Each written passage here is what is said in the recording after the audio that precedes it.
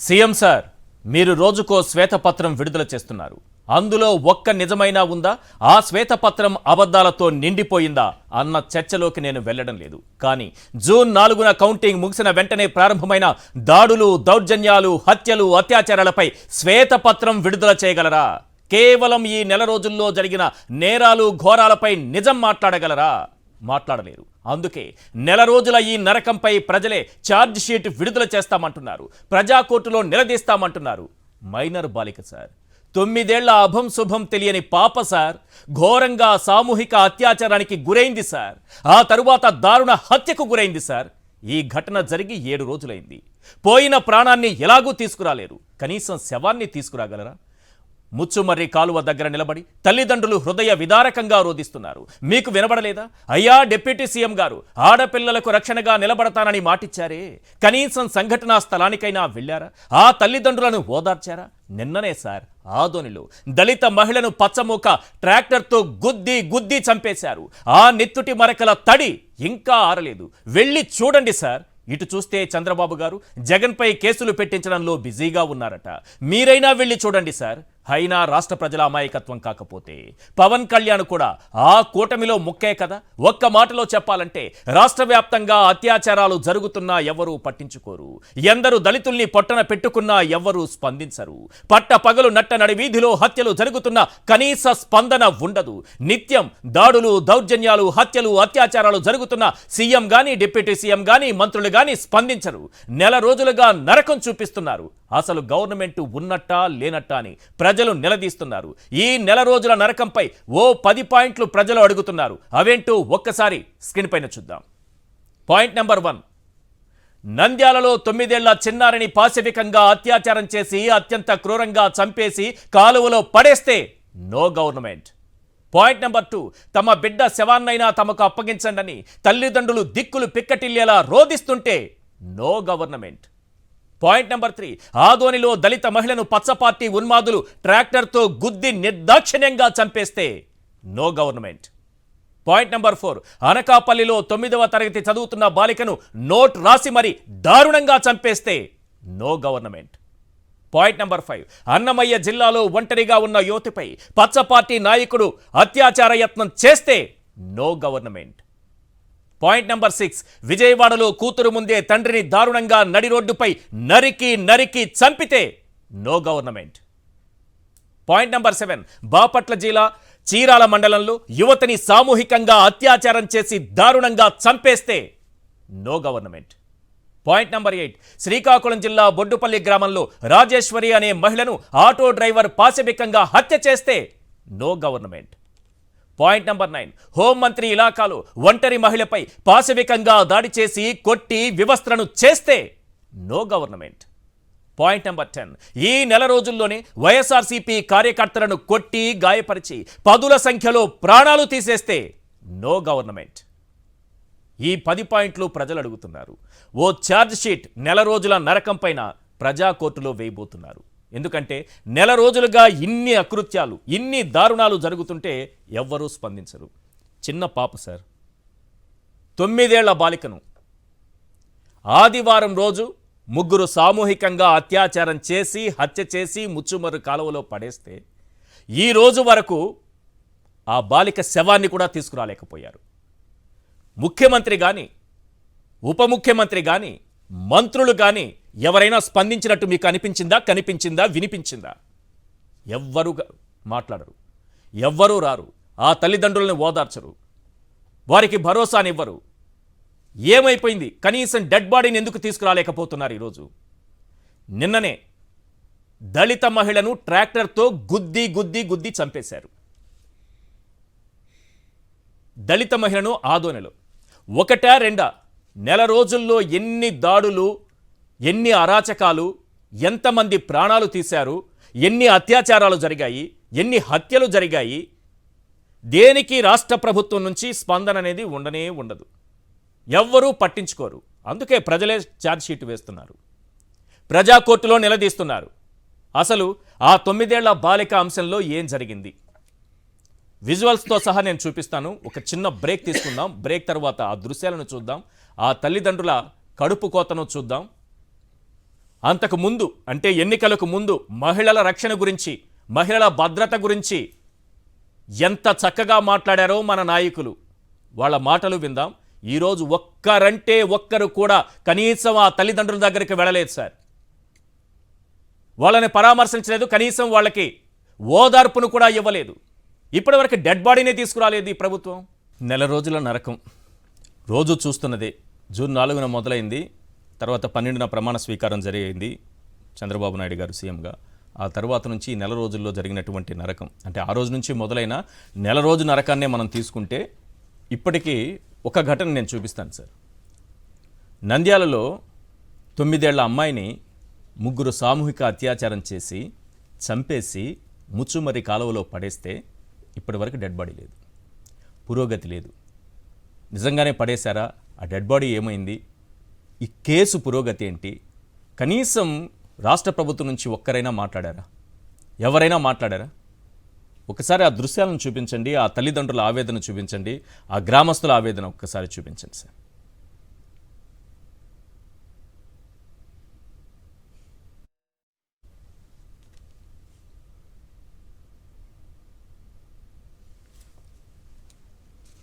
ఇది ఆదివారం రోజు జరిగినటువంటి ఘటన. ఆదివారం రోజు ఘటన జరిగితే బాలిక మిస్సింగ్ అని కేసు పెడితే తల్లిదండ్రులు, ఆ తరువాత విచారించినటువంటి పోలీసులు ఓ ముగ్గురు మైనర్ బాలుర్ని పట్టుకుంటే వాళ్ళు చంపి ఆ కాలువలో వేశామని చెప్పారు. ఇప్పటి వరకు డెడ్ బాడీ లేదు. అక్కడేమో ఆందోళన 8 రోజుల నుంచి 7 రోజులు, 7 days 1 week అయింది, ఇప్పటి వరకు లేదు. అసలు 30 రోజుల్లో రాష్ట్రంలో రావణ కాష్టం ఎలా ఉందంటే చింతలపూడిలో ముసలావిడను ట్రాక్టర్ కింద తోసేశారు. ముచ్చుమరిలో ఇప్పుడు చెప్పాను కదా, ఆ బాలికను అత్యాచారం చేసి మరీ చంపి మరీ ఆ కాలువలో పడేశారు. అనకాపల్లిలో 2 మహిళల్ని దుస్తులు చింపి దారుణంగా దాడి చేసి కొట్టారు. టీడీపీ నేత వేధింపులతో మధ్యాహ్న భోజన కార్మికురాలి ఆత్మహత్యాయత్నం. కళ్యాణదుర్గంలో టీడీపీ అక్రమ కేసుల వల్ల తల్లి కూతురు ఆత్మహత్య. అనకాపల్లిలో 9వ తరగతి చదువుతున్న బాలిక హత్య. కొండూరులో పని ఒత్తిడితో ఆశా వర్కర్ మృతి. సింగ్నగర్ మదర్సాలో ముస్లిం యువతి హత్య.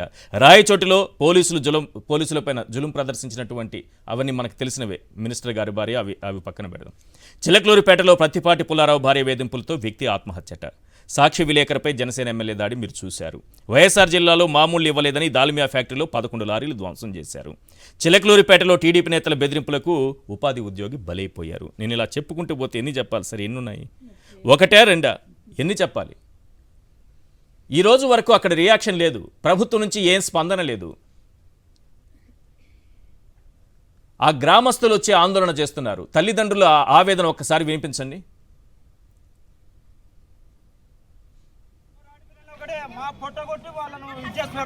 తల్లిదండ్రుల మీద యాక్షన్ తీసుకోవాలా, తల్లిదండ్రుల మీద యాక్షన్ తీసుకోవాలా. వాళ్ళని తీసుకుంటే జరగాలి జరగాలి.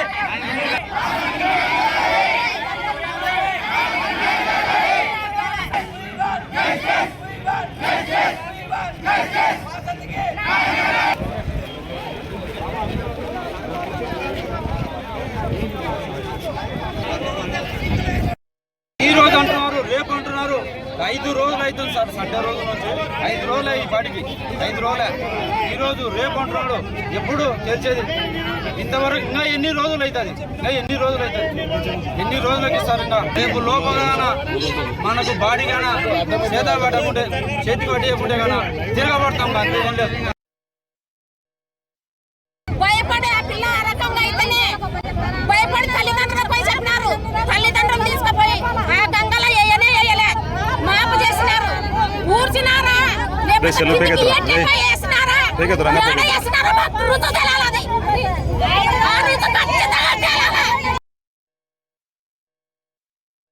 రియాక్షన్ ఒక్కసారి చూద్దాం సార్. డిప్యూటీ సీఎం గారు ఏం మాట్లాడిన తర్వాత డిబేట్ స్టార్ట్ చేద్దాం. ఒకసారి డిప్యూటీ సీఎం గారు ఎలా రియాక్ట్ అయ్యారో ఒకసారి ప్లే చేయండి please. Actually, it was a deep shock for me reading about it. Even the perpetrators even they are minors.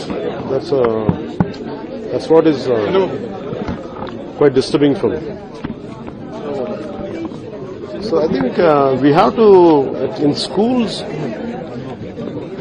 we have to really impart some kind of. It is not about physical education, it is about we do this kind of mistakes, because young minds are getting corrupt, young minds are getting spoiled for multiple reasons. But somewhere the punishment has to be, it will be dealt with a severe punishment at the school level. I think principals or teachers, I think that culture has to be conveyed to them, that kind of culture. And rest we don't know as on now. Again, law has got a very different approach, different perspective to handle these things. I think I'm also looking forward to what judiciary will say on this. Sir, one more question. సరే ఎన్నిసార్లు play చేసినా మనకు అర్థమయ్యే అవట్లేదు. ఒకటైతే అర్థం అవుతుంది. స్కూల్కి వెళ్తే 10 మందిని నాశనం చేస్తే దాన్ని పట్టించుకోడు ఎవడు. జగన్మోహన్ కి బొక్క పడితే చిన్న గులకరాయి పడితే రాష్ట్రం అంతా ఊగిపోద్ది. మన గవర్నమెంట్ ఫామ్ అవగానే ఫస్ట్ సుగాలి ప్రీతి 14 ఏళ్ల బిడ్డని స్కూల్కి వెళ్తే 10 మందిని నాశనం చేస్తే దాన్ని పట్టించుకోడు ఎవడు. జగన్మోహన్ కి బొక్క పడితే చిన్న గులకరాయి పడితే రాష్ట్రం అంతా ఊగిపోద్ది. సుగాలి ప్రీతి కేసు చంద్రబాబు నాయుడు గారు ముఖ్యమంత్రిగా ఉన్నప్పుడుది. దాన్ని జగన్మోహన్ రెడ్డి గారు సిబిఐకి అప్పగించారు. మళ్ళీ ఇప్పుడు మీ గవర్నమెంట్ వచ్చింది కదా, ఆ కేసు వదిలిపెట్టండి. ఇప్పుడు జరుగుతున్న కేసు గురించి ఏంటి? కేఎస్ ప్రసాద్ గారు ఉన్నారు, సీనియర్ అనలిస్ట్. లక్ష్మీపార్వతి గారు వైఎస్ఆర్సీపీ ప్రధాన కార్యదర్శి, అలాగే శేఖర్ రెడ్డి వైఎస్ఆర్సీపీ నాయకులు మనకు లైవ్లో అందుబాటులో ఉన్నారు. కేఎస్ ప్రసాద్ గారు, నెల రోజుల్లో ఏం చూశారు? మహిళలకు నేను అది కూడా కాసేపట్లో ప్లే చేస్తాను. మహిళలకు ఎక్కడైనా సరే చిన్న ఇబ్బంది కలిగినా నేనుంటాను అక్కడ. ఎవడైనా ఆడపిల్ల వైపు కన్నెత్తి చూడాలంటే భయపడేటట్టు చేస్తానన్నారు. ఎన్ని చెప్పాలి సార్ నెల రోజుల్లో జరిగిన కేసులు? ఈరోజు రాష్ట్రమే కన్నీళ్లు పెట్టుకుంటోంది ఆ నంద్యాలలో జరిగినటువంటి ఘటన చూసి. ఇలాగ సాక్షి ప్రేక్షకులకు నమస్కారం అండి. అలాగే ప్యానల్లో ఉన్న పెద్దలకి మీకు కూడా నమస్కారం. సార్, ఇక్కడ చిత్తశుద్ధి అండ్ నీతులు అనేవి రెండు ఉంటాయి. చిత్తశుద్ధి ఉన్నవాడు నీతులు వర్లించడు, కార్యాచరణ ఇమీడియట్గా రచించి దానికి అనుగుణంగా కంచే చేను మేస్తే అని ఒక సామెత ఉంటుంది. మీరు ఇవాళ గమనిస్తే 37 మంది ఎస్పీలను ఆఫీసర్స్ని వాళ్ళ షఫలింగ్ చేశారు మొత్తం డిస్ట్రిక్ట్స్ వైపు. అంచేది ఎప్పుడైనా సరే మంచి చేస్తారనే రాష్ట్రానికి మంచి ఏమన్నా చేస్తారని మంచి చేస్తారని కాదు, గవర్నెన్స్ అన్నది ఎప్పుడైతే మనకి మంచి జరిగిపోతుందని భయపడి ఏమన్నా చేస్తారేమో నాకు అనిపించింది. దాని మీద ఉన్న శ్రద్ధ దీని మీద ఉండాలి కదా. దాని మీద శ్రద్ధ కాదు సార్. ఇప్పుడు ఫస్ట్ ఆఫ్ ఆల్ అడ్మినిస్ట్రేషన్ జరుగుతుందేమో అని ముందుగానే చేసినట్టుంది. మంచి జరగడం కాదు సార్. ఇప్పుడు మీకు అడ్మినిస్ట్రేషన్ ఫంక్షనింగ్స్ అంతా ఎట్లా ఉంటాయంటే స్టాండ్ స్టిల్లో ఉన్నప్పుడు అవకాశం తీసుకోవడానికి ప్రతి ఒక్కరికి వెసులుబాటు ఉంటుంది. ఇప్పుడు ఎప్పుడైతే ఒక జిల్లాకి ఎస్పీ స్థాయి వ్యక్తి డైరెక్షన్స్లో మిగిలిన యంత్రాంగం అంతా పనిచేసే దగ్గర ఎక్కడికక్కడ వాళ్ళకే అన్సర్టనిటీ ఉంటున్నప్పుడు డెసిషన్ మేకింగ్ ఎప్పుడు ఇదే అవుతుంది. అపార్ట్ ఫ్రమ్ దట్, ఇందాక చిత్తశుద్ధి గురించి చెప్పాను. The moment they step into the government, అంటే చంద్రబాబు నాయుడు గారు కానీ పవన్ కళ్యాణ్ గారు కానీ గవర్నమెంట్లో అడుగుపెట్టిన విధి విధానాలు ఫస్ట్ ఇన్స్టంటేనియస్ రియాక్టివ్ మోడ్లో అది ఉండాలి. ఎందుకంటే డే 1 మీరు చెప్పిన June 4 రిజల్ట్స్ తర్వాత June 12 ప్రమాణ స్వీకారం నుంచి ఈ రోజు దాకా అంటే కరెక్ట్గా నెలలైంది. నెల ఒక రోజు. ఈ నెల ఒక రోజుల్లో ప్రతిదానికి జవాబుదారీతనం వాళ్ళదే. ఈ జవాబుదారీతనంలో 1, 2, 3 అంటే రోజుకు ఒక ఇన్సిడెంట్ మీరు నెరేటివ్గా చెప్పుకుంటూ వెళ్ళొచ్చు. అక్కడ నంద్యాల మొదలు ఇవాళ జరిగింది వారం రోజుల క్రితం, దానికన్నా ముందు శ్రీకాకుళం, తర్వాత ఆదోనిలో ఒక అభంశుభంతుని పెద్ద ఆవిడని ఏందండి పార్టీలతో ఆవిడ ట్రాక్టర్ పెట్టి చంపేయడం. నేను వాళ్ళ భర్తకి తీవ్ర గాయాలు, కాళ్ళు నరికేశారు, కాళ్ళ మీద గాయాలు. సో ఇవన్నీ చూస్తున్నప్పుడు ఏమవుతుందంటే ఇప్పుడు ఒక బడబాగ్ని ఎక్కడో దగ్గర ఒక ఫుల్ స్టాప్ పెట్టాలి. ఇప్పుడు గెలిచారు, ఆ గెలిచిన ఆనందంలో 10 రోజులు 15 రోజులు ఫ్రిక్షన్ ఉంటుంది. బట్ మంత్స్ టుగెదర్ ఈ రోజుకి కూడా నీకు గుడ్ అడ్మినిస్ట్రేషన్, గుడ్ అవేర్నెస్లో మీకున్న అనుభవంలో మీరే చెప్తారు ఆమె గుడ్ అడ్మినిస్ట్రేటర్ అని చాలామంది చెప్పారని చెప్తున్నారు. నా అనుభవంతో నేను మా పవన్ కళ్యాణ్ గారు కూడా కన్విన్స్ అయ్యి మీ అడ్మినిస్ట్రేషన్ స్కిల్స్కే కదా ప్రసన్నమై మీతో పాటు చేతిలో చేసుకుని ముందుకు వచ్చారు. సో ఇలాంటప్పుడు అడ్మినిస్ట్రేషన్ అనేది ఎగ్జిక్యూషన్లో ఉండాలి కదా. ఇప్పుడు చిన్న అభంశుభం తెలియని ఇందులో మీరు క్రానికల్ ఆర్డర్లో పెట్టి చదివితే పెద్దవాళ్ళు, ఆవిడ చనిపోయిన ఆవిడ ముసలి ఆవిడ, వీళ్ళు అభంశుభం తెలియని పిల్లలు శ్రీకాకుళంలో కానీ ఇక్కడ కానీ చూస్తే చిన్న చిన్న పిల్లలు. ఇప్పుడు పవన్ కళ్యాణ్ గారు ఇందాక ఇంగ్లీష్లో మాట్లాడుతూ నేషనల్ మీడియాకి అడ్రస్ చేసి మాట్లాడింది అర్థం అవడం కన్నా ప్రిన్సిపల్స్ వాళ్ళు క్యాపిటల్ పనిష్మెంట్ గురించి మాట్లాడుతున్నారు. ఇవాళ వాళ్ళకి క్యాపిటల్ పనిష్మెంట్ ఉందో లేదో ఎడ్యుకేషన్ సిస్టంలో కనుక్కోమనండి. మన చిన్నప్పుడు అనుకున్నాడు మండలం మీద కొట్టి తోలు తీసి మన స్ట్రైట్ లైన్లో పెట్టడానికి. ఇవాళ ఒంటి మీద పోస్కో చట్టం అమలైంది సార్, కపిల్ సిబాల్ గారి ధర్మం అని. ఎవరికి రైట్ లేదు. Abuse wife is happen to be teacher, గట్టిగా హార్ష్గా మాట్లాడితే కూడా క్యాపిటల్ పనిష్మెంట్ టైప్లో ఉన్నాయి. సో నేను అంటుంది ఏంటంటే ఇవన్నీ మనం వాస్తవాలు ఎగ్జిక్యూషన్ అంటే గవర్నమెంట్ ఎగ్జిక్యూషన్ అన్నది తెలిస్తే అవగాహనతో మాట్లాడడం చాలా ఈజీ. క్యాపిటల్ పనిష్మెంట్స్ గురించి ఆయన స్ట్రెస్ ఇచ్చి మాట్లాడుతున్నారు. ప్రిన్సిపల్ గారు లెవెల్లో గట్టిగా పనిష్ చేయగలగాలి, టీచర్ గారు మనం ఇవాళ 90% ఇప్పుడు మేడం గారు ఆయనలో కానీ లేదా మాతారం కానీ ఏదైనా మీరు చూసుకోండి, ప్రాథమిక అవగాహన సమాజం పట్ల ఉంటుంది. ఒక టర్మ్ తర్వాత మీరు ఇప్పుడు ఆల్మోస్ట్ మీరు 95 తర్వాత నుంచి ఎడ్యుకేషన్ సిస్టంలో చూడండి, ఆల్మోస్ట్ 95 తర్వాత నుంచి వాళ్ళలో ఏంటంటే సమాజం పట్ల కన్సర్న్, ఆడపిల్లలను చూసే విధానంలో మా పెనుమార్పులు వచ్చి ఉన్నాయి. సో ఈ పెనుమార్పులకు అనుగుణంగా, ఎందుకంటే వాళ్ళు టీచర్స్ నియంత్రణ ఎప్పుడైతే కోల్పోతారో, టీచర్స్ నియంత్రణ కోల్పోవడం అంటే టీచర్స్ సమన్వయపరచగలిగే సామర్థ్యం ఉండేది. ఇప్పుడు కో ఎడ్యుకేషన్స్ కానీ ఇవన్నీ ఎందుకు ఇచ్చేశారండి?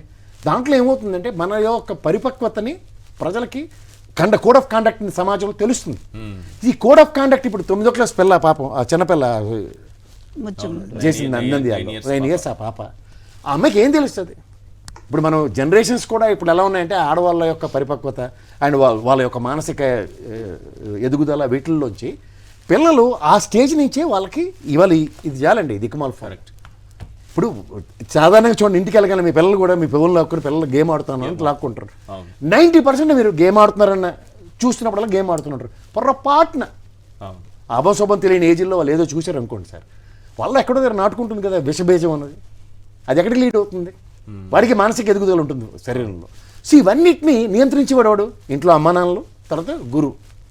ఈ గురువు గారికి అమ్మానాన్నలకి ఇంట్లో కొడితే తిడితే కూడా అమెరికాలో కంప్లైంట్ ఇస్తారు, తల్లిదండ్రులు జైల్లో పెట్టేస్తారన్న భయంకి ఎదుగుదల ఉంటున్నప్పుడు, నెక్స్ట్ రెండోది ఏంటంటే ఇక్కడ ఈ మాస్టర్ గారికి అసలు ఎక్కడా కంట్రోల్ లేదు, పిల్లల్ని గదమాయించడానికి కూడా లేదు.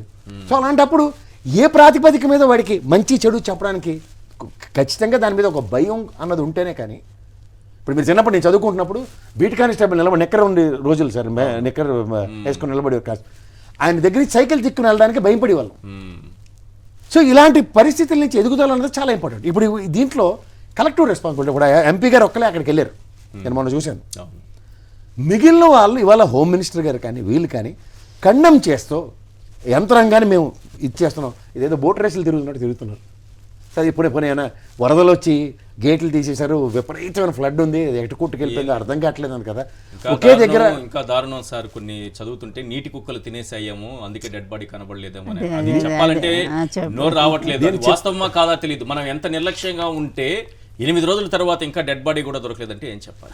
అదే నేను చెప్తున్నాను సార్. ఇప్పుడు స్పాంటానిటీ అనేది పోలీస్ స్టేట్మెంట్ అది, అండ్ సమయస్ఫూర్తితో కొంతమంది మెలకువలు తెలిసిన ఆఫీసర్స్ ఇంతమంది ఉంటారు డిపార్ట్మెంట్లో. నేను ఇందాక నుంచి చెప్తుంది అదే. ఇప్పుడు ఎస్పీ గారు ఎవరో అక్కడ దానికి డిప్లాయ్, ఇప్పుడు నంద్యాల ఎస్పీ గారు ఎవరు వచ్చారో చూడండి, నేను ఇందాక నుంచి ఫాలో అవుతున్నాను అది. నంద్యాల ఎస్పీ గారు ఇప్పుడు పోస్టింగ్ తీసుకోగానే 2 రోజుల్లో రేపటికి ప్రాబ్లమ్ సాల్వ్ అవుతుంది చూడండి.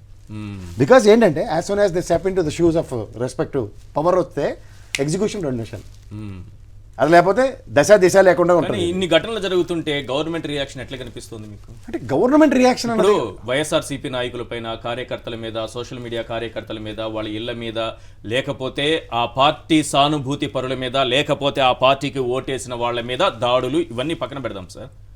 కానీ ఇటువంటి ఘటనలు జరుగుతున్నా సరే ప్రభుత్వం స్పందించకపోతే వీళ్ళు ఏం చేశారు పాపం? ఇప్పుడు నేను అంటుంది దీన్ని కంట్రోల్ చేయడానికి ఏంటి అసలు ఒక భరోసా రాష్ట్ర ప్రభుత్వం? ఇన్ని ఘటనలు నేను ఇన్ని చదివి వినిపించాను కదా సార్. నేను చెప్తుంది అదే సార్. ఇప్పుడు ఇంటెన్షన్ అండ్ కంటెన్షన్ 2 సక్రమంగా ఉన్నప్పుడు, ఇప్పుడు ఇంటెన్షన్గా ఈ ఒక 10-15 రోజుల పాటు జరుగుతున్న అనిశ్చితి మీద ప్రభుత్వం రియాక్టివ్ మోడ్ అన్నది ఎప్పుడైతే ఉండదో, ఇప్పుడు ఏమవుతుందంటే ప్రతి ఒక్కరు ఉనికిని చాటుకోవడానికి ఎవరి ప్రయత్నం వాడు చేస్తుంటాడు. అప్పుడైతే అరే ఎవరికి స్పేర్ చేయట్లేదు ఈ ప్రభుత్వం అన్నది ఎప్పుడైతే ఉన్నాను అనుకోండి, ఇప్పుడు దాడులు చేసిన వాళ్ళు ఎవరి వల్ల అయినా నియంత్రణ అన్నది ప్రభుత్వం నుంచి ఒక ఫుడ్ డౌన్ చేసి చేయడం స్టార్ట్ అయితే ఇలాంటి పనికిమాలిన విషయాలన్నీ ఆటోమేటిక్గా ఆగుతాయి. ఇది మనకు చిన్నప్పటి నుంచి చదువుతూ చూడండి, గుంపులో గోవింద అన్న కాన్సెప్ట్లో ఇలాంటివి కూడా దాంట్లోనే కొట్టుకుపోతున్నాయి. నిజంగా చిత్తశుద్ధి చాటుకోవడానికి గవర్నమెంట్ దగ్గర 10 అవకాశాలు ఉన్నా సరే 30 రోజులు ఈ వెసులుబాటు అన్నది ఒక బెంచ్ మార్క్ కింద, నల్లమచ్చ కింద మిగిలిపోతుంది. 30 రోజులు దాష్టికం అండి, ఇది మామూలు విషయం కాదు. హృదయ విదారకమైన సిచ్యువేషన్స్, ఈ చిన్నపిల్లల విషయం మాట్లాడడానికే నోరు రావట్లేదు సార్. 9th క్లాస్ అమ్మాయిని శ్రీకాకుళం జిల్లాలో చంపేశారు. అనకాపల్లిలో వ్యవస్థరం చేయడం ఏంటంటే, ఇదేమైనా మనం ఎక్కడైనా కౌరవ సభలో ఉన్నామా, ఏ కాలంలో ఉన్నాం సార్? అసలు నాకు అర్థం కావట్లే. ఇప్పుడు మనకు మనిషికి నివసించే హక్కు ఇది కూడా లేదా? ఇప్పుడు మన సమాజంలో అందరికీ నచ్చిన పనులు అందరూ చేస్తామా సార్? ఇప్పుడు ఏమైనా ఉంది, ఇప్పుడు పార్టీలు దేనికి ఉన్నాయి? ఇప్పుడు ఇంత మూమెంట్లో కూడా మీకు 64%, 164 సీట్లు వచ్చాయి, 175 ఎందుకు రాలే? ఎక్కడో కన్సిడరేషన్స్ ఉన్నాయి కదా ప్రజల్లో. మీరు గెలిచినా సరే 40% ఓటు బ్యాంక్ అయితే వాళ్ళకి ఇచ్చారు కదా. ఇది ప్రజల యొక్క కన్సర్న్. ఇప్పుడు ఉదాహరణకి బోండా అమ్మగారు ఓడిపోయారు గతంలో, అన్ని ఓట్లే కదని చెప్పి పక్క సీట్ వేసి కూర్చోబెట్టగలిగారా? ఇది ప్రజాస్వామ్యం సార్. ప్రజాస్వామ్యంలో ప్రతి ఒక్కడికి ఒక స్వేచ్ఛలు ఇచ్చారు. మహానుభావుడు, రాజ్యాంగం రచించిన మహానుభావుడు కొన్ని స్వేచ్ఛలు ఇచ్చాడు. ప్రజాస్వామ్యంలో ప్రజల రక్షణ కోసం ప్రభుత్వాలను చెప్తున్నప్పుడు రక్షించేవాడే భక్షకుడు అంటే ఎక్కడవుతుంది సార్ ఇది? ఇప్పుడు నేను అంటుంది ఏంటంటే కన్స్ట్రక్టివ్ క్రిటిసిజం అనేది క్వైట్ కామన్. కన్స్ట్రక్టివ్ క్రిటిసిజం కూడా తీసుకోలేని నిస్సాయ స్థితిలో ప్రభుత్వాలు ఉంటే ఎవరేం చేస్తారు సార్? మీకేం వీటో పవర్స్ ఏమి శాశ్వత ముఖ్యమంత్రులు శాశ్వత ప్రభుత్వాలను ఎవరు ఇవ్వట్లేదు. 5 years మ్యాండేట్లో 5 సంవత్సరాల తర్వాత కాలచక్రం ఎలా తిరుగుతుందో అందరూ చూస్తున్నాం. 23 స్థానాలకు పరిమితమైన తెలుగుదేశం వాళ్ళు ఓవర్ నైట్ హౌదే పోయారు. 64 స్థానాలకు పరిమితమైన జగన్మోహన్ రెడ్డి గారు ఏ స్థాయికి వచ్చారు? 151 స్థానాలు. ఇవన్నీ కళ్ళ ముందే కనబడుతున్నాయి కదా. ప్రజలు ఇస్ ద డిసైడింగ్. ఇప్పుడు 23 స్థానాలకు మిమ్మల్ని పనిష్ చేశారని ఆ రోజు చాలా మంది మాట్లాడారు. తర్వాత బౌన్స్ బ్యాక్ ఎలా అయ్యారు? ఇది ప్రజలు నిర్ణయాలు సార్, మీరు నేను కాదు కదా. ఇన్ని ఘటనలు చదివాం కదా సార్, నేను ఒక 10 పాయింట్లు చెప్పాను. అంటే 100 జరుగుండొచ్చు, ఏమైనా కావచ్చు, ఒక 10 మాత్రమే ఒక 10 పాయింట్లు చెప్పాను సార్. 90% ఒక్క దాంట్లో అయినా సరే గవర్నమెంట్ ఈ విధంగా రియాక్ట్ అయింది, ఈ విషయంలో వాళ్ళ విషయంలో కఠినంగా వ్యవహరించిందని కానీ ఎక్కడైనా మీకు కనిపించింది? ఏ ఇన్సిడెంట్ లేదు కదా, చెప్తుంది అదే. ఇప్పుడు ఇవి జరుగుతున్నప్పుడు క్రానికల్ ఆర్డర్లో 1 to 10 స్కేల్లో రోజుకి అగ్రిగేట్న 1-2 ఇన్సిడెంట్స్ ఏవి కాకుండా జరుగుతున్నాయి. ఇవి మనకు తెలిసినవి, తెలియనివి ఉంటాయి సార్. అది ఇప్పుడు గ్రామ స్థాయిలోనూ పంచాయతీల్లోనూ చాలా విషయాలు వాళ్ళలో వాళ్ళే గోప్యంగా ఉంచుకుంటారు. అలాంటివి ఎన్నో ఉదంతాలు ఉంటాయి. అందులో ముఖ్యంగా ఈ గ్రామాల్లో తగులు పెద్ద మనుషుల పంచాయతీలు చాలా వరకు జరుగుతాయి. ఆ పెద్ద మనుషుల పంచాయతీలో ఈ రోజు వాళ్ళు గెలిచారు, కొడుతున్నారు, 4 రోజులు ఆగండి, సెటిల్మెంట్లు ఎన్ని జరిగి ఉంటాయి అక్కడ. బట్ ఇవి కాదు కదా, the primary Moto is not that. But రేపు ఇంకో గవర్నమెంట్ రాగానే మళ్ళీ తన్నుకోవడాలు ఈ కార్యక్రమం కదా, ఎక్కడో చరమాంకం పడాలి కదా. రైట్. సుగాలి ప్రీతి విషయాన్ని రాజకీయంగా వాడుకొని జగన్ సర్కారు మీద దుమ్మెత్తిపోయడానికి ఉపయోగించుకున్నారు పవన్ కళ్యాణ్ గారు. అందరికీ తెలిసిన విషయమే. అది జరిగింది చంద్రబాబు నాయుడు గారి పీరియడ్ లో. అప్పుడేమో సైలెంట్ గా ఉన్నారు. జగన్మోహన్ రెడ్డి గారు రాగానే మీరు ఇట్లా చేస్తున్నారు, అట్లా చేస్తున్నారు, ఈ కేసు అది చేస్తారు, ఇది చేస్తారంటే ఆఖరికి వారే సిబిఐకి అప్పగిస్తూ సిబిఐ కూడా ఒక లెటర్ పంపించారు రాష్ట్ర ప్రభుత్వం తరఫున. ఇప్పుడు ఇంత పెద్ద ఘటన జరిగితే ఆ బయట మళ్ళీ ప్లే చేయండి సార్, రాష్ట్ర ప్రజలు వింటారు. ఆ రోజు ఎలా ఊగిపోయారు, ఆడపిల్లలకు రక్షణగా ఉంటానన్నారు. మగవాళ్ళు ఎవరైనా ఆడపిల్లల వైపు కన్నెత్తి చూడాలంటేనే భయపడేలా నా పరిపాలన ఉంటుందన్నారు. ఇప్పుడు ఏం మాట్లాడుతున్నారో రాష్ట్ర ప్రజలకు అర్థమైతే చాలు, ఆ తల్లిదండ్రులకు అర్థమైతే చాలు, ఆ బాధితులకు అర్థమైతే చాలు, ఆ గ్రామస్తులందరూ కూర్చున్నారు కదా, మన పవన్ కళ్యాణ్ గారు రియాక్ట్ అయినటువంటి విధానం వారందరికీ అర్థమైతే చాలు. ఒక్కసారి మళ్ళీ ప్లే చేయండి. It was a deep shock for me reading about it. Even the perpetrators are even they are minors. That's what is quite disturbing for me. So I think we have to, in schools, we have to really impart some kind of.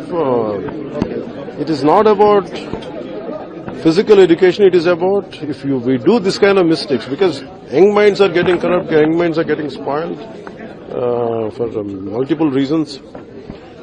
But somewhere the punishment has to be, it will be dealt with a severe punishment at the school level. I think principals or teachers, I think that culture has to be conveyed to them, that kind of culture. And rest we don't know as on now. Again, law has got a very different approach, different perspective to handle these things. I think I'm also looking forward what judiciary will say on this. మీరు నన్ను గెలిపించి చూపించండి, రాష్ట్రాభివృద్ధి ఎలా ఉంటుందో మీకు చేసి చూపిస్తాను మాటల్లో. అలాగే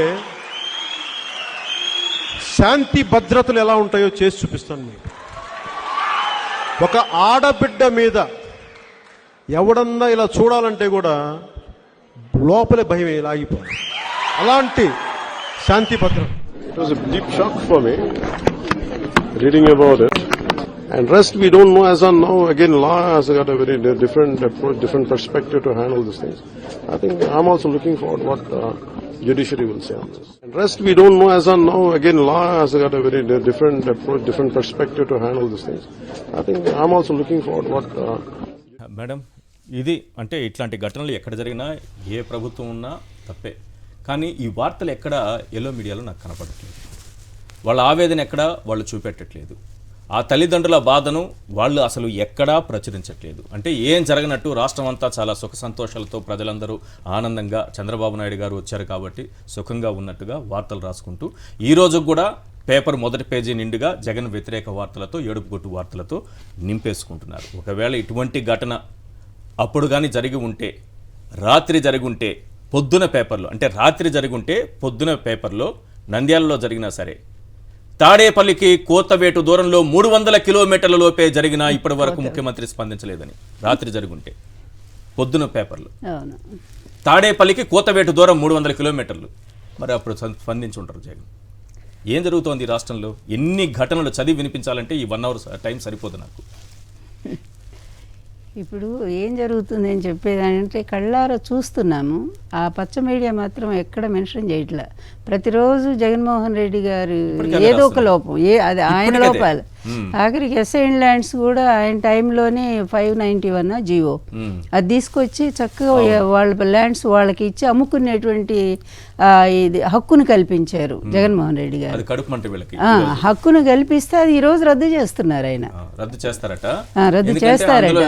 మొత్తం వైఎస్ఆర్సీపీకి సంబంధించిన వాళ్ళు ఉన్నారట. అసలు ఎంత దారుణం అంటే చూడండి, పేదలు ఏ విధంగా తిరుగుబడతారు.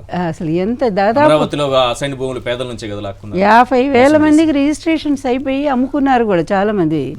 అంత అదే చుక్కల భూములు. తర్వాత శ్రీకాకుళంలో కూడా కొన్ని లక్షల ఎకరాలు పేదవాళ్ళు వీళ్ళకి మన గిరిజనుల భూములు వాళ్ళకి పంచారు కదా. అలాగే మహిళలకి జగన్మోహన్ రెడ్డి గారి పరిపాలన నిజంగా స్వర్ణయుగం అని చెప్పుకోవాలి.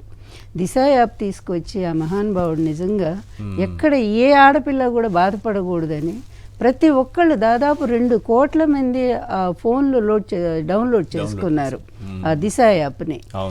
అసలు ఎట్లా అంటే నిమిషాల్లో పోలీసు స్పందించి దాని ప్రత్యేకమైన పోలీస్ స్టేషన్లు ఎంతమందిని రక్షించారండి. ఆడపిల్లల్ని ఇలా వీళ్ళు ఎవరో ఇట్లా మోసం చేయబోతే ఎంతమందిని వెళ్ళి రక్షించారు ఆడపిల్లల్ని. అసలు ఎంత క్రైమ్ రేటు తగ్గిందంటే, అలాగే ఆడపిల్లల మీద అత్యాచారాల రేటు ఎంత తగ్గిందంటే, అంతకుముందు ఎప్పుడు పేపర్లు మేము చదువుకుంటూ ఉండేవాళ్ళం, నిమిషానికి ఒక అత్యాచారం, అలాగే 5 నిమిషాలకు ఒక గృహహింస, అదేవిధంగా 10 నిమిషాలకు ఒక హత్య ఆడవాళ్ళ విషయంలో. అది ఈరోజు చాలా ప్రత్యక్షంగా కళ్ళారా మేము చూస్తూ ఉన్నాము. నిన్న మా ముఖ్యమంత్రి మేము ఇప్పటికీ మా ముఖ్యమంత్రి గారి జగన్మోహన్ రెడ్డి గారు అంటే మా భావనలో మేము మార్చుకోలేము. అది మీరు ఎలా అనుకోండి, మేము మాత్రం మార్చుకోలేము. ఎందుకంటే ప్రజలకి ఎవరు మేలు చేస్తారు వాళ్ళే ముఖ్యమంత్రులు తప్ప ఈ విధంగా ప్రజల్ని నాశనం చేసేటువంటి వాళ్ళు ముఖ్యమంత్రులు ఎలా అవుతారు? మనం ఇప్పుడు కౌరవ పాలనలోకి వచ్చామని ఒక మాట అన్నారు జగన్మోహన్ రెడ్డి గారు. అది వాస్తవం. ఎందుకంటే ఆ రోజు ఒక స్త్రీని నిండు సభలో వాళ్ళు అవమానం చేశారు. అవమానం చేస్తే 11 అక్షరాల సైన్యం పూర్తిగా ధ్వంసమైంది యుద్ధంలో. అంటే కొన్ని లక్షల మంది, అది మొదటి ప్రపంచ యుద్ధం అని చెప్పుకోవాలి, కురుక్షేత్ర యుద్ధాన్ని, భారత యుద్ధాన్ని. అంతమంది చనిపోయారు ఒక్క స్త్రీకి అవమానం జరిగితే. ఈరోజు మరి ఎంతమంది స్త్రీలు, పసిబిడ్డలు మొదలుకొని పెద్దవాళ్ళ వరకు ఎన్ని దారుణాలు. 30 రోజుల్లో 30 ఘటనలు నా దగ్గర ఉంది లిస్టు. టైం ఇస్తే చదవమంటే చదువుతాను. ఎన్ని రకాలండి హత్యలు. అదేవిధంగా ఆత్మహత్యలు చేసుకునేట్టు ప్రేరేపించటం, బట్టలు ఇప్పించి తీసుకెళ్ళి లోకేష్కి మొక్కించటం, కాళ్ళకు మొక్కించటం, ఎంత దారుణం అంటే ఇవన్నీ కూడా కళ్ళారా చూస్తే ఒక ప్రజాస్వామ్య వ్యవస్థలో ఉన్నామా లేకపోతే ఒక రాక్షస పాలనలో ఉన్నామా అని అసలు ఆవేదన అండి. మాకు నిజంగా నిద్ర పట్టట్లేదు. ఏమిటి ఈ దుర్మార్గ పాలన? ఇప్పుడు 75 ఏళ్ళు వచ్చి 80 ఏళ్లలో పోబోతున్నాడు. అట్లాంటి వాడు ఈరోజు కనీసం ఒక మంచి పరిపాలన ఈ చివరి దశలో కనీసం ఇప్పుడు ఇన్నేళ్ళు ఒక దరిద్ర పరిపాలన ఇచ్చాను ఈ ప్రజలకి, ఇప్పుడైనా సరే ఒక మంచి పరిపాలన అందించి నేను నా పేరన్నా ఇప్పుడన్నా నిలబెట్టుకుంటాను అనుకుంటాడేమో. మారుతానని ఆయన ఎప్పటికప్పుడు స్టేట్మెంట్ కదా, మారిపోయాను నేనని చెప్పి. ఏం మారిపోయాను చూస్తే ఇదే నాకు సుమతి శతకం పద్యం ఒకటి గుర్తొస్తూ ఉంది. అది కనకపు సింహాసనమున సునకమున కూర్చుండబెట్టి శుభలగ్నమున్ ధనరగు పట్టము గట్టిన వెనకటి గుణమేలు మానుగదరా సుమతి. అది అట్లా చెప్తున్నారే ముఖ్యమంత్రి కదా. ఇక్కడ ముఖ్యమంత్రి అని కాదు, అసలు ఆ పద్యం ఆయనకి సంబంధించింది కాదు నిజం చెప్పాలంటే. అది సుమతి శతకాడు ఎప్పుడో పద్యం ఎప్పుడో చెప్పినటువంటి పద్యం ఇది. అంటే మారుతున్నాం అనే ప్రజానాయకుల మాటలను ఆయన ఆ రోజుల్లోనే ఎంత తీవ్రంగా చెప్పారు. వెనకటి గుణమేలు మానుగదరా సుమతి అంటాడు అనమాట. అందువల్ల ఈయన ఈరోజు చూస్తే చంద్రబాబు నాయుడు పాలన పక్కకు పోయింది, అస్సలు పోయింది. పూర్తిగా లోకేష్ పరిపాలన, ఆయన రెడ్ బుక్ పాలనే కనిపిస్తూ ఉంది జనాలకి. అంతే కదా మరి. ఆయన ఎలక్షన్ల ముందు ఎంత బెదిరించాడో, అధికారుల పేర్లు రాసుకున్నాను, అదేవిధంగా వైకాపా లీడర్ల పేర్లు ఉన్నాయి, అందరి పేర్లు నేను నోట్ చేసుకున్నాను. మా ప్రభుత్వం రాగానే వీళ్ళని ఏ విధంగా చేస్తాం చూడండి. అలాగే మీరు ఎన్ని రకాలైన గవర్నమెంట్, అప్పుడు మీ గవర్నమెంట్ ఉన్నప్పుడు చాలా గట్టిగా మాట్లాడారు కదా వాళ్ళని, మీ పేరే ఉన్న రెడ్ బుక్ లో ఉంటుందా? నాదా ఆ. ఏమో రాసే ఉంటారు చేసే ఈ మధ్య కూడా నన్ను కూడా బెదిరింపులు పేరు రామారావు గారు చనిపోయిన కాడి నుంచి రాసే ఉంది. నాది ఎప్పుడు కాదు 30 ఏళ్ళ నుంచి రాసే ఉంది నా పేరు. అప్పుడే ప్రారంభమైంది బుక్ అది. రామారావు గారు సాగు ఈ జాబుకి వచ్చింది. 30 ఏళ్ల క్రితం నుంచి నా పేరు వాళ్ళ దగ్గర ఉంది. సరే, అందువల్ల ఇప్పుడు ఇంకా ఓ 10 సార్లు ఎక్కువ రాసుకొని ఉంటాడేమో, చూద్దాము మరి. అందువల్ల ఏంటంటే అట్లా కాదు, ప్రజలు అధికారం ఇచ్చింది కనీసం భరోసా ఇచ్చేలా ఒక ప్రకటన వస్తోందా ఈ రోజు కూడా రాష్ట్ర ప్రభుత్వం నుంచి? ఇప్పుడు చంద్రబాబుని నమ్మలేదు, లోకేష్ని నమ్మలేదు ఈ ప్రజలు. పవన్ కళ్యాణ్ ఎంతో కొంత. మీరు మంచి పాయింట్ చెప్పారు. ఒక్క మాట చెప్తాను మేడం, నేను ఎందుకు పవన్ కళ్యాణ్ గారిని పదే చూపిస్తున్నానంటే, పవన్ కళ్యాణ్ గారిని నమ్మారు కదా, ఆ మాటలు నమ్మారు కదా. అందుకని ఇప్పుడు రేపు ఎవరైనా విమర్శించవచ్చు, ఎంతసేపు పవన్ కళ్యాణ్ దే వేస్తున్నారు, మిగతా వాళ్ళ గురించి ఏం మాట్లాడలేదు అని అంటారేమో. ప్రజలు పవన్ కళ్యాణ్ గారిని నమ్మారు కదా, అందుకు ఆ బైట్స్ నేను ప్లే చేశాను. అవును, ఇప్పుడు అందరూ, ఇప్పుడు నేను కూడా అనుకున్నా ఇతను వచ్చాడు, కొంచెం ఏదో మంచి భావాలు ఉన్న వ్యక్తి కదా, విప్లవ భావాలు ఏవో ఉన్న వ్యక్తి కదా, ఇలాంటి వాడు కనీసం వాళ్ళ బుద్ధి చెప్తాడు. ఏమన్నా చెడ్డ మార్గంలో పోతే, పరిపాలన గాడి తప్పితే, ప్రజల మీద ఏమైనా అకృత్యాలు అసలు ఎక్కడండి. ఇప్పుడు పవన్ కళ్యాణ్తో పాటు షర్మిలాను కూడా తోడు తెచ్చుకున్నారు మళ్ళీ జగన్ తిట్టడానికి. అంతకు మించి ఎక్కడైనా పవన్ కళ్యాణ్ గారు ఇప్పుడు చాలా కీలకమైన రోల్ అండి అయింది. ఎందుకంటే ఆయన బలం ఆయనకి ఎందుకు తెలిసి వచ్చింది. 21 గెలిచారు. అదేవిధంగా ఆయన ఉప ముఖ్యమంత్రిగా ఉన్నారు, చాలా పవర్స్ ఉన్నాయి ఇప్పుడు ఆయనకి. అలాంటిది ఈ పవర్స్ ఉపయోగించి ఎందుకు ఈ దారుణాలు చేస్తున్నారు? మనం ప్రజాస్వామ్య వ్యవస్థలో ఉన్నాము. ఈ రాష్ట్రాన్ని మనం ప్రజల హృదయాల్లో నిలబడాలి తప్ప ప్రజల మీద ఇలా దాష్టీకాలు చేస్తే మళ్ళీ జీవితంలో వాళ్ళు మన మొహం చూస్తారా అనే ఒక చిన్న హితవు మా గురువుకి చెప్పలేడా? ఆయన గురువేలే చంద్రబాబు నాయుడు, ఆయన గురువుకి చెప్పలేడా? మరి ఈ విధంగా అతను చేసేటువంటి పాడు పనులన్నిటికీ కూడా పోనీ లోకేష్ చేస్తున్నాడు అనుకుందాము, వాళ్ళు చేసేటువంటి ఈ దాష్టీకాలు, ఈ దుర్మార్గాలు, ఈ దౌర్జన్యాలు, ఈ అరాచకాలు, ఈ హింస, నీచమైనటువంటి వీటన్నిటినీ కూడా అతను పరోక్షంగా సపోర్ట్ చేస్తున్నట్టేగా. మాట్లాడకపోవటం కూడా సపోర్టే కదా, అంతే కదా. ఎక్కడైనా సరే ఒక అకృత్యం, అవమానం జరిగినప్పుడు దాన్ని ఖండించకపోవటం కూడా వాళ్ళు చేసి, దక్షుడు ఉపేక్షించుట విలయమునకు మూలం అంటాడు ధర్మరాజు భారతంలో. ఎక్కడైనా అన్యాయం జరిగినప్పుడు దక్షుడైన వాడు, అంటే అధికారంలో ఉన్నటువంటి వాడు, సమర్థుడైనటువంటి వాడు, లేదా ఒక మేధావిని చెప్పబడినటువంటి వాడు వాటిని ఖండించకపోతే అది విలయానికి, ప్రళయానికి మూలం అవుతుంది అంటాడు. ఇప్పుడు ఆ ప్రళయమే వస్తూ ఉంది ఆంధ్రప్రదేశ్లో. చూస్తే అతి దారుణంగా ఉంది అక్కడ పరిస్థితి. అదే అసలు ఇప్పుడు బీజేపీ కూటమిలో ఉంది. బీజేపీ కూటమే కదా, జాతీయ బీజేపీ వాళ్ళు మాట్లాడుతున్నారు. బీజేపీ వాళ్ళు ఏ విషయంలో అయినా సరే బయటకు వచ్చారా? అదే అసలు ఇప్పుడు ఒక మహిళ కాదండి, ఒక్క నిమిషం, మంత్రి పదవులు, సీట్లు చాలు. ఇట్లాంటి ఘటనలపైన మాట్లాడినప్పుడే కదా ఆ పార్టీ నిలబడుతుంది. ఈశ్వర్ గారు ఒక్క మాట, ఇప్పుడు ఒక మహిళ ఆ పార్టీ అధ్యక్షురాలుగా ఉన్నారు ఆంధ్రప్రదేశ్ బీజేపీ అధ్యక్షురాలుగా. ఈ మహిళకి చుట్టాలే కనిపిస్తున్నారు. ఇదేంటిది? ఈ చుట్టాలు తొక్క తీసి అవతల పెట్టేద్దాం, నేను ఎప్పుడో వదిలేసాను, అవన్నీ తీసి పడేద్దామండి. ఎందుకంటే నేను ఎప్పుడు న్యాయానికే నిలబడ్డాను, ఆ రోజు నుంచి ఈ రోజు వరకు కూడా, నేను చచ్చే వరకు కూడా అలాగే నిలబడతాను. నాకు ఈ చుట్టరికాలు లేదు, బంధుత్వాలు లేవు. ఎందుకండి ఒక ఆడపిల్ల అంత అన్యాయమైంది, కనీసం ఖండన చేయొచ్చు కదండి బీజేపీ లీడర్ ఆమె. ఇదేం అన్యాయము, వెంటనే దోషులను పట్టుకోండి, శిక్షించండి. అలాగే ఇన్ని రకాలుగా హత్యలు చేస్తున్నారు. నిన్న ఒక మహిళ ట్రాక్టర్లతో తొక్కించారు, చంపేశారే ఒక ఎస్సీ మహిళని. మరి ఇది దారుణాలు ఏంటని చెప్పి ఇంతవరకు ఒక్క ఖండన వచ్చిందండి బీజేపీ పార్టీ నుంచి. అంటే ఆ పార్టీని ఒక తోక పార్టీగా మార్చేసి చంద్రబాబు నాయుడికి ఈ విధంగా బీజేపీ అమ్ముడు పోయింది అనేటువంటి ఇది ఒక ప్రజల్లో వస్తూ ఉంది. అందువల్ల ఇంత నీచమైన ఈ రాజకీయ నేతల కోసమానండి ఈ ప్రజాస్వామ్యం అనేటువంటి మహానుభావుడు అంబేద్కర్ గారు అంత కష్టపడి ఆ రోజు తన ప్రాణాలు కూడా పోయినాయండి ఆయనకి. నిజంగా ఈ రాజ్యాంగ నిర్మాణంలో అంబేద్కర్ చేసిన కృషి, పగలు రాత్రి అతను నిద్ర లేకుండా శ్రమించేసి చివరికి ఆరోగ్యం పాడైపోయి ఆయన హాస్పిటల్లో ఎన్ని రోజులు అయిపోయి చివరికి చనిపోతారు ఆయన. అందువల్ల అంత రాజ్యాంగ నిర్మాణం జరిగింది దేనికోసమండి? ప్రజాస్వామ్య వ్యవస్థ నిలబెట్టడం కోసమే కదా. ప్రజాస్వామ్యాన్ని ఇలా నిలువున కూనీ చేస్తూ ఉంటే ఏ ఒక్కడికి నోరు లేదా? బీజేపీ నోరు మూసుకుపోయినాయండి. పవన్ కళ్యాణ్ గారు ఎందుకు మాట్లాడరండి? హత్యలపైన మాట్లాడరు, అత్యాచారాలపైన మాట్లాడరు, అసలు అర్థమే కాదు. శేఖర్ రెడ్డి గారు జగన్ మీద వ్యక్తిగత కక్షను పెంచుకున్న మీరు మొత్తం ప్రజలందరి మీద కూడా కక్షను చూపిస్తా ఉంటే ఇది ఎట్లా న్యాయం అండి? అసలు ఏ నిర్వచనం చెప్పాలనుకుంటున్నారు ప్రజాస్వామ్యానికి వీళ్ళు? ఎస్, నెల రోజుల పాలన పైన ఏం చెప్తారు సార్ శేఖర్ రెడ్డి గారు? నమస్తే అండి ఈశ్వర్ గారు, అలాగే ప్యానెల్లో ఉన్న పెద్దలకు నమస్తే. సాక్షి టీవీ వీక్షకులందరికీ కూడా శుభ సాయంత్రం అండి. నమస్తే. చంద్రబాబు నాయుడు గారి 30 రోజుల పాలనని కేవలం 4 ముక్కల్లో చెప్పొచ్చు అండి. 4 ముక్కల్లో మాత్రమే చెప్పొచ్చు. ఏంటంటే క్షీణించిన శాంతి భద్రతలు, విచ్చలవిడి విధ్వంసం, బెంబేలెత్తిపోతున్న పారిశ్రామికవేత్తలు, సామాన్య ప్రజానికం, ఇవి కాకుండా మరోమారు అప్పుల ఊబిలో ఏపీ కూరుకుపోతుంది అని చెప్పి వస్తున్న సంకేతాలు, ఇవి కాకుండా ఫైనల్ గా ఆత్మస్తుతి పరనింద, తనని తాను పొగుడుకోవటం, అనునిత్యం జగన్మోహన్ రెడ్డి గారి మీద ద్వేషం చెమ్మడం మాత్రమే ఈ నెల రోజుల్లో చంద్రబాబు నాయుడు గారు చేసినటువంటి పరిపాలన అండి.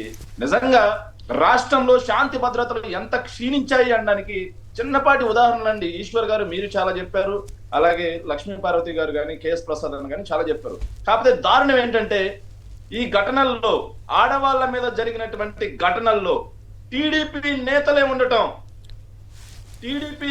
ఉండటం, అధికారంలో ఉన్నటువంటి పార్టీకి సంబంధించిన వ్యక్తులే మహిళల మీద అత్యాచార యత్నాలు, హత్యలు చేస్తుంటే, కంచె చేను వేసినట్టుగా అధికార పార్టీకి చెందిన వాళ్ళే చేస్తూ ఉంటే దాన్ని కనీసం ఖండించని హోంమంత్రి, దాన్ని కనీసం అడ్డుకొని డిప్యూటీ సీఎం ఇలాంటి మంచి చర్యలు కాదు అని చెప్పి కనీసం సంకేతాలు ఇవ్వని ముఖ్యమంత్రి ఉండడం రాష్ట్రానికి పట్టినటువంటి దౌర్భాగ్యం అండి.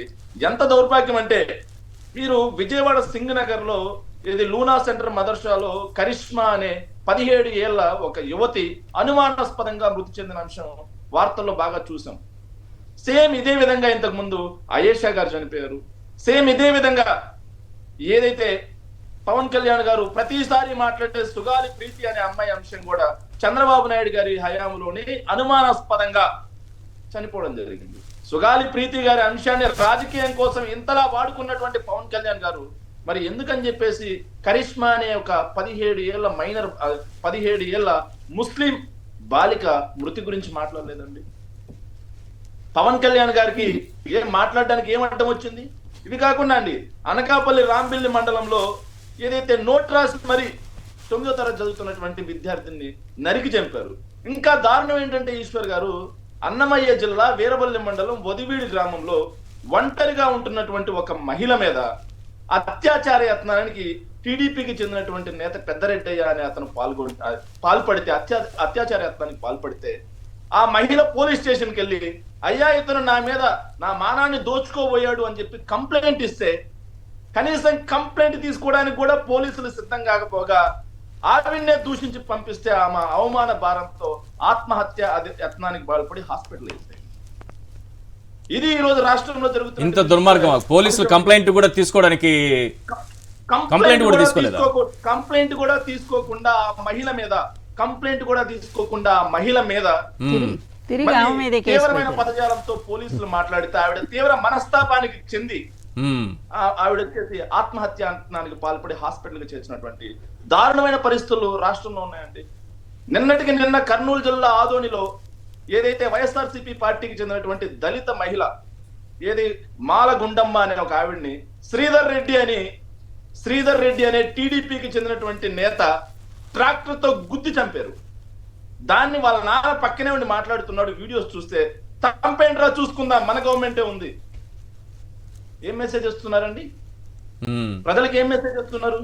చివరికి హోంమంత్రి ఇలాకా కొటూరట్ల బీసీ కాలనీలో లక్ష్మి అనే ఒక ఆవిడ, ఒంటరి మహిళ, ఆవిడ పాపం ఆవిడికి సంబంధించినటువంటి ల్యాండ్ లో టీడీపీ పార్టీకి చెందిన గూండాలు అక్రమ నిర్మాణాలు చేపడుతూ ఉంటే ఆవిడ తోటికోడలైనటువంటి వరలక్ష్మి ఇద్దరు అడ్డుకుంటుంటే సార్ ఆ విజువల్స్ చూస్తే ఎంత దారుణం అంటే మహిళలు అనే కనీస కనికరం లేకుండా దాష్టికంగా వాళ్ళ పై బట్టలు జాకెట్లు చించి హత్యాయత్నానికి పాల్పడినటువంటి దురాగతాలు చూసాం. ఏదైతే తెలుగుదేశం పార్టీ నెగ్గిందో 4వ తారీఖు ఆ రోజు చింతలపూడిలో ఒక ముసలావిడిని ట్రాక్టర్ కింద దోసిన రోజు మొదలైన దురాగతం నేటికి ఆగలేదు. చివరికి పల్నాడులో ఎలాంటి దరిద్రమైన పరిస్థితులు ఉన్నాయి సార్ ఈరోజు? నెల రోజులు దాటిపోయినా సరే ఈనాటికి వైఎస్ఆర్ కాంగ్రెస్ పార్టీ సింపథైజర్స్ ఊర్లలో అడుగుపెట్టలేని పరిస్థితులు ఉన్నాయి. ఎక్కడున్నాయి సార్ శాంతి భద్రతలు?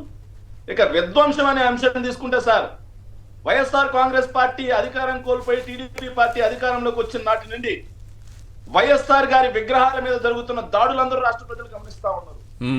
వైఎస్ఆర్ కాంగ్రెస్ పార్టీ సింపథైజర్స్ ఆస్తులను ఎలా ధ్వంసం చేస్తున్నారో చూస్తున్నారు.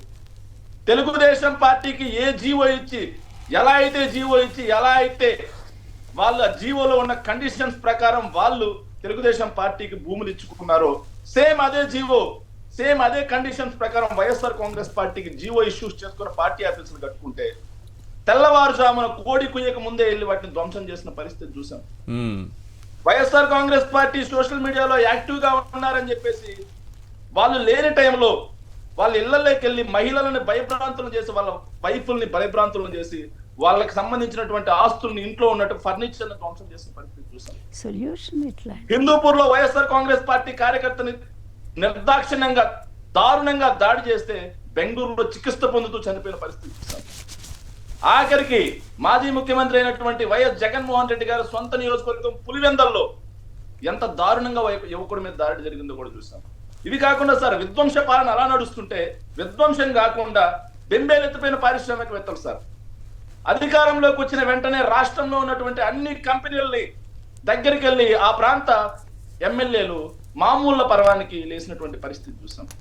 శ్రీకాకుళంలో ఏదైతే వీళ్ళు చెప్తున్నటువంటి కింగ్ ఫిషర్ బీర్ వచ్చిందని చెప్పి మొదటి రోజు నుంచే వాళ్ళు ఊదరగొట్టారు. పరిశ్రమలు వెళ్ళిపోతున్నాయి, వీళ్ళే తగలబెట్టేస్తారు, పరిశ్రమలు వెళ్ళిపోతున్నాయని ప్రచారం చేశారు కదా.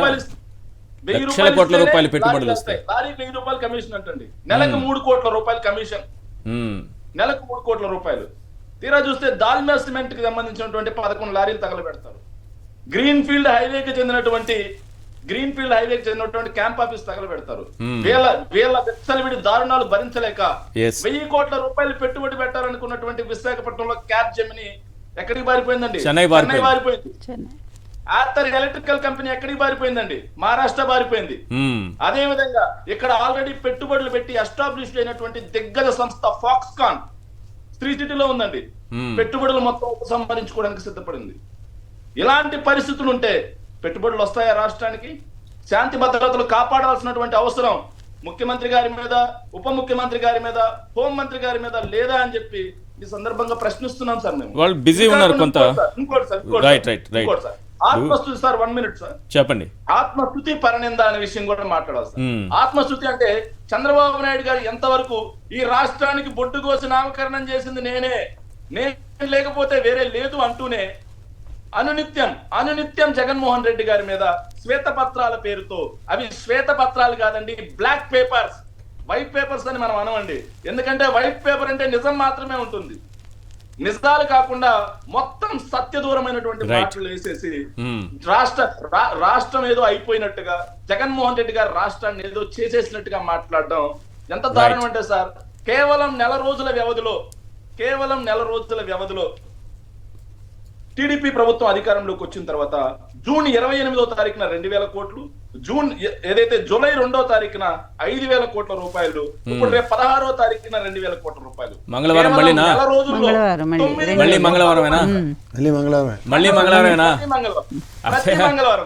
అదే ఫోన్లే మనం ఇప్పటికైనా చర్చించుకుంటున్నాం. అంతకు ముందు కూడా చంద్రబాబు నాయుడు గారు 2014 నుంచి 19 వరకు కూడా మంగళవారం రోజు అప్పులు చేశారు, కానీ ఎవరు పట్టించుకోలేదు. మనం జగన్మోహన్ రెడ్డి గారు వచ్చిన తర్వాత మంగళవారం ముష్టెత్తున్నారు, మంగళవారం ఢిల్లీకి పరిగెత్తారు, అప్పు కోసం చెప్పబట్టుకున్నారు, రకరకాలుగా రాసిన తర్వాత చూస్తే ఇప్పుడు ప్రతి మంగళవారం వీళ్ళు చెప్పబట్టుకుంటున్నారు, ముష్టెత్తుకున్నారు అని అనాల్సి వస్తుంది. కానీ మనకు విజ్ఞత అడ్డొచ్చి మనం అనం, ఇంతే తేడా.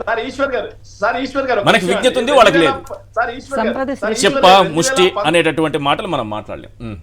సార్ ఈశ్వర్ గారు 2019 ఎన్నికలకు ముందు చంద్రబాబు నాయుడు గారు అమరావతి బాండ్లని తాకట్టు పెట్టి అప్పు తీసుకొస్తే ఏం మాట్లాడారు తెలుసా సార్? ఇదే మీడియా, ఒక సెక్షన్ ఆఫ్ మీడియా, కొంతమంది ముసుగు మేధావులు ఏం మాట్లాడారంటే, చంద్రబాబు నాయుడు గారిని చూస్తే రాష్ట్రానికి అప్పు పుడుతుంది, అవును, అప్పు తెచ్చుకోవడం ఏదో గొప్ప విషయం అయినట్టుగా తప్పు కొట్టారు. రాష్ట్రాన్ని అప్పులమయం చేశారు. తీరా 2019 నుంచి 24 వరకు 2 సంవత్సరాలు కరోనా ఉన్న జగన్మోహన్ రెడ్డి గారు అత్యంత ఆర్థిక క్రమశిక్షణతో రాష్ట్రాన్ని నడిపితే రాష్ట్రం అప్పులమయమైందని చెప్పి తప్పుడు ప్రచారం చేశారు. ఆ తప్పుడు ప్రచారానికి నిన్న ఏదైతే కేంద్ర ఆర్థిక మంత్రి నిర్మలా సీతారామన్ గారు మాట్లాడిన మాటే ఇలా తప్పుడు ప్రచారం చేసిన ప్రతి ఒక్కరికి చంపపెట్టు లాంటిదని చెప్పి ఈ సందర్భంగా ప్రజలు కూడా ఇన్ని శ్వేతపత్రాలు రిలీజ్ చేసిన చంద్రబాబు నాయుడు గారు ఆర్థిక పరిస్థితి పైన శ్వేతపత్రం ఇంకా ఎందుకు రిలీజ్ చేయలేదో ఎవరైనా చెప్పగలరా సమాధానం? షూర్ సార్, ఖచ్చితంగా. ఎందుకంటే సార్ మనకున్నటువంటి వార్తల ప్రకారం చంద్రబాబు నాయుడు గారు ఆర్థిక శాఖలో అధికారుల మీద తీవ్రమైన ఒత్తిడి పెడుతున్నారు. ఏం ఒత్తిడి పెడుతున్నారంటే మేము 14 లక్షల కోట్ల రూపాయలు జగన్మోహన్ రెడ్డి గారు అప్పు చేస్తారు అని చెప్పి మేము ప్రచారం చేశాం. ఆ 14 లక్షల కోట్ల రూపాయల అప్పుల్ని మీరు ఎలా అయినా సరే తప్పుడు లెక్కలైనా సరే చూపించి రాష్ట్ర ప్రజల ముందు ఇలా శ్వేత పత్రం అని చెప్పి 100% నిర్మలా సీతారామన్ గారు మాట్లాడిన తరువాత కూడా వీళ్ళు 10 లక్షలు 11 లక్షలు 14 లక్షలు అన్నారంటే అధికారుల పైన ఒత్తిడి తీసుకొచ్చి ఎలాగైనా తయారు చేయమని చెప్తున్నారు అనేది ఒక టాక్. ఇప్పుడు ఇదేం సార్, సిపిఎస్ రద్దు చేస్తామన్నారు, గెజెట్ ఇచ్చేసారు. ఇచ్చారు సార్. మీరు ఒక చిన్న అప్పులు ఒకవైపు, తల్లికి మోసం, ఉండండి సార్. అప్పుల విషయం ఒకసారి ఉండండి సార్. ఇప్పుడు ఈ అప్పుల విషయంలో అధికారుల మీద ఎంత ఒత్తిడి పెట్టుకుని వాళ్ళతో చెప్పిద్దామని ప్రయత్నించి శ్వేతపత్రం ఇచ్చేసినా సరే రేపు జాతీయ బడ్జెట్ ఉంది. అవును, రేపు నెక్స్ట్ పార్లమెంట్ సెషన్స్ లో దానికి అనుసంధానిస్తూ రాష్ట్ర బడ్జెట్ ఉంటుంది. ఈ ఫిగర్స్ ఎక్కడ తీసుకెళ్తారు? సే ఫర్ ఇన్స్టెంట్ ఇది చెప్పినట్టు 14 లక్షలే, అది ఫ్యాక్ట్ ఫిగర్ చూపించమనండి. కాగోలు ఏమైనా నిద్రపోతారా? అంచేత ఈ హరికథలు చెప్పడానికి చాలా బాగుంటాయి. అంటే మీరు రాష్ట్రంలో ఒక సెక్షన్ ఆఫ్ మీడియా చేసేటటువంటి ప్రచారాన్ని నమ్మే ఓ సెక్షన్ ప్రజలు ఉంటారు సార్. సెక్షన్ ఆఫ్ మీడియా ప్రచారం ఓ సెక్షన్ వాళ్ళు అదే నమ్ముతారు. ఆ పేపర్ లో పచ్చ పత్రికలో ఏమొచ్చిందో ఇంటింటికి ఫ్రీగా పంచినప్పుడు దాంట్లో చదివిందే నమ్ముతారు. రేపు మీరు చెప్పినట్టు కాగా బడ్జెటా, ఆర్బీఐ, ఫైనాన్స్ మినిస్టర్, ఇవన్నీ లెక్కలోకి రావు. చంద్రబాబు నాయుడు గారు రిలీజ్ చేసే శ్వేతపత్రాన్నే వాళ్ళు నమ్ముతారు. నేను చెప్తుంది అదే సార్. వాళ్ళు ఏ పేపర్లు ఏవైనా రాసుకొనివ్వండి సార్, కానీ బడ్జెట్ ఫిగర్ పెట్టాలి కదా. ఇప్పుడు మనకి రాష్ట్ర అప్పులు రూపాయి రాకపోక అదే కదా బడ్జెట్. అందులో గత ప్రభుత్వం ఎంత చేసింది అన్నది నెక్కచ్చని ఫిగర్ చెప్పబట్టి నిర్మలా సీతారామన్ కూడా ఏం చెప్పారు ఫ్లోర్ ఆఫ్ ద హౌస్ లో, ఇదే రఘురామ కృష్ణరాజు గారు అడిగిన దానికి 4,42,442 కోట్ల ఆంధ్రప్రదేశ్ అప్పు. అందులో గత ప్రభుత్వం ఎంత చేసింది? దగ్గర 1,90,000 కోట్లు వైఎస్ఆర్సీపీ ప్రభుత్వం చేస్తే 2 లక్షల కోట్ల పైసలక తెలుగుదేశం గవర్నమెంట్ చేసింది చెప్పారు. సో ఈ figures is very clear and evident.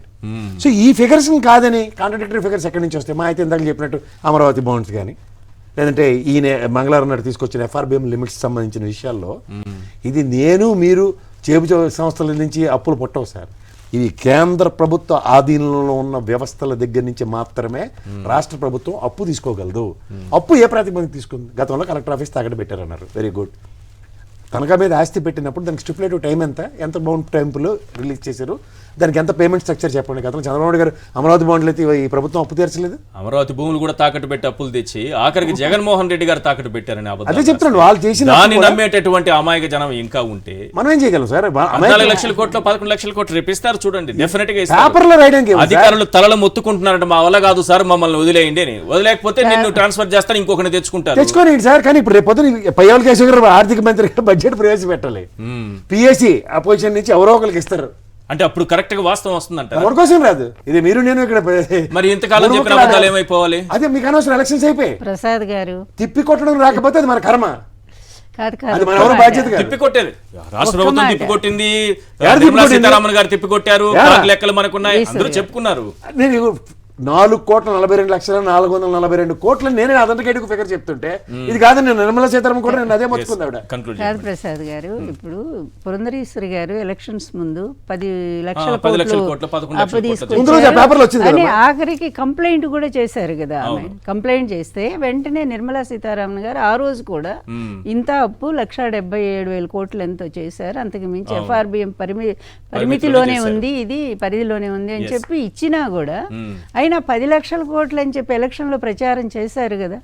అది కొంతమంది మీరు అన్నట్టు ఆర్థిక స్వావలంబన పాటించిన ఈ ప్రభుత్వానికి రాష్ట్ర ప్రభుత్వానికి 1,00,000 కోట్ల ఎఫ్ఆర్బిఎం లిమిట్ ఇచ్చింది. అందుకే వీళ్ళు హ్యాపీగా 7,000 కోట్లు ఏమి కాకుండా ఇంత span of ఏముంది notice సార్, తీసుకోగలరు. చంద్రబాబు నాయుడు గారు 2014లో రుణమాఫీ చేస్తాను అని చెప్పి మోసం చేసి అధికారంలోకి వచ్చారు.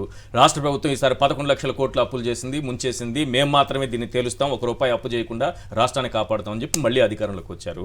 వాస్తవాలు ప్రజలు గ్రహిస్తారో లేదో ఇప్పుడు చూద్దాం. ఏంటంటే- బడ్జెట్ రోజు మీరు చెప్పినట్టు ఏం వాస్తవం వస్తుందనేది నేనైతే వెయిట్ చేస్తున్నా. అధిక- రైట్, సమయం మించిపోయింది మేడం. అధికారులు బెదిరిపోతున్నారట, మేము ఈ రాష్ట్రంలో ఉండలేము, వెళ్ళిపోవడానికి ప్రయత్నం చేస్తున్నారు. మరి 11 లక్షల కోట్ల అప్పులు తయారు చేయమంటే వాళ్ళు అదే ఏమంటారు? దొంగ లెక్కలు రాయమంటే ఒకటి ఏంటంటే 14 లక్షల కోట్ల అప్పులు ఉన్నాయి కనుక నేను అన్న హామీలు ఇవ్వలేను ప్రజలకు అని చెప్పడం, తప్పించుకోవడం కోసం ఆ 14 లక్షల కోట్లని ఈ తయారు చేయించడం. అబద్ధాల కోరు రైట్, రైట్. నమ్మేటువంటి ప్రజలు వాళ్ళని ఏమనాలో కూడా మనకి నిజంగా అర్థం అందరూ ఎందుకు కాదు. నమ్ముతారు? నమ్మే సెక్షనే నమ్ముతారు. థ్యాంక్ యూ మేడం లక్ష్మీపార్వతి గారు, చర్చలో పాల్గొన్నందుకు. ప్రసాద్ గారు అలాగే శేఖర్ గారు థ్యాంక్ యూ అండి. సమయం మించిపోయింది. ఇది వాటి చర్చా కార్యక్రమం చూస్తూనే ఉండండి సాక్షి టీవీ.